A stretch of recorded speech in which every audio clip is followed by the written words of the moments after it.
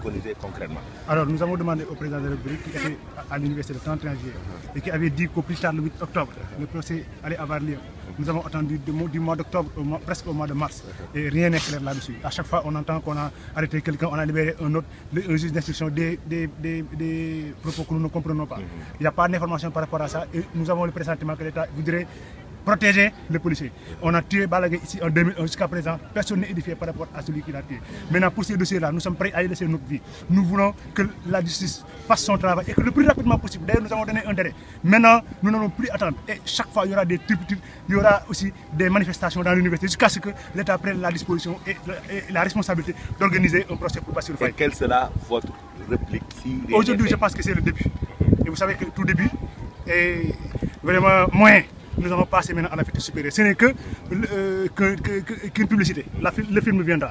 Nous avons alerté en déposant la plateforme au niveau de l'Assemblée nationale à la commission éducation, culture et sport. On a déposé aussi au Conseil économique, social et environnemental, à la commission éducation, au niveau du ministère, du rectorat et de notre doyen. Et jusqu'à présent, rien n'a été fait. Nous voulons que l'État revienne sur sa parole et que ce procès ait lieu. Ce n'est pas le combat de la faculté de lettres seulement, parce qu'il y a beaucoup de délégués qui sont ici, qui sont venus rejoindre le mouvement. Il y a le délégué de la faculté de droit, il y a le trésorier de la faculté de droit qui est là, il y a le financier qui est aussi dans le combat, il y a d'autres délégués qui sont dans les autres facultés. Et les étudiants lambda, parce que les étudiants lambda aussi aimeraient que cela se fasse, parce qu'on ne permettrait plus que demain, les policiers entrent à l'université, piétinent, infiltrent, agressent et tuent les étudiants sans autant qu'ils ne puissent avoir une justice. Parce que si nous l'acceptons demain, ça peut être Ado, ça peut être Astapos, ça peut être un autre étudiant parmi nous. Nous voulons que la justice soit faite le plus rapidement possible. Et on ne peut plus attendre. Chaque fois, nous allons essayer quand même de poser des actes forts. C'est juste un acte moyen qu'on vient de poser aujourd'hui ici. Et on a décrété 112 heures renouvelables à la faculté des lettres. Les étudiants nous ont suivis en masse et ils ont compris le message collège qu'on leur a lancé.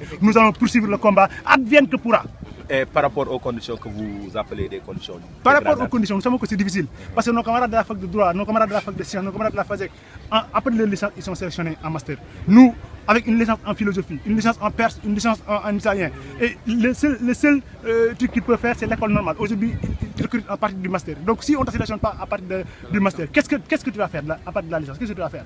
On a une malchance. Parce que toutes les facultés vérifient leurs copies. Nous, à la faculté, on nous interdit de vérifier leurs copies. On fait des examens et c'est les étudiants de master qui corrigent, qui donnent des notes mauvaises et qui sacquent les étudiants. Nous voulons que les professeurs reviennent aussi. Il y a l'absentéisme assourdissant des professeurs qui ne viennent pas, qui partent en France, aux États-Unis et qui attendent, par exemple, jusqu'à la fin de l'année pour prendre un mois et faire des cours de rattrapage comme ils ont tendance à le dire. Le quantum horaire n'est pas respecté. Nous voulons aussi que les toilettes soient réfectionnées au niveau de la faculté, mais aussi le nombre, les critères de bourse soient édifiés. Parce que ce n'est pas le problème de la fac de sciences seulement. Il y a la fac de droit aussi. On fait le master de 2 ans. On se permet, avec une reprise en master 1, de couper la bourse au niveau du master 2. Nous voulons que les réformes-là soient revisitées et que sur les points qui concernent les étudiants, surtout les bourses, parce que si on coupe à un étudiant la bourse, on lui coupe toute sa chance de réussir à l'université. Nous voulons maintenant qu'on revienne sur ces critères-là et que les critères soient édifiés, qu'on donne aux étudiants la bourse. Parce que le président de la République lui-même, le ministre de l'enseignement, ils ont bénéficié des bourses là pour pouvoir être à cette station. Ils doivent donner les bourses aux étudiants parce que c'est de l'argent public. En 2014, l'enveloppe des bourses de la faculté ou des différentes facultés, c'était 40 milliards. L'année passée, c'est 29 milliards. Donc l'État a enlevé 11 milliards de l'enveloppe des bourses. Où sont passés ces étudiants-là qui avaient des bourses? Où sont passés ces étudiants-là? Il faut qu'on aille vers ça. Maintenant, c'est une exigence. C'est une exigence que nous faisons et nous invitons tous les étudiants et toutes les étudiantes à venir nous rejoindre dans ce combat. Parce que c'est un combat non.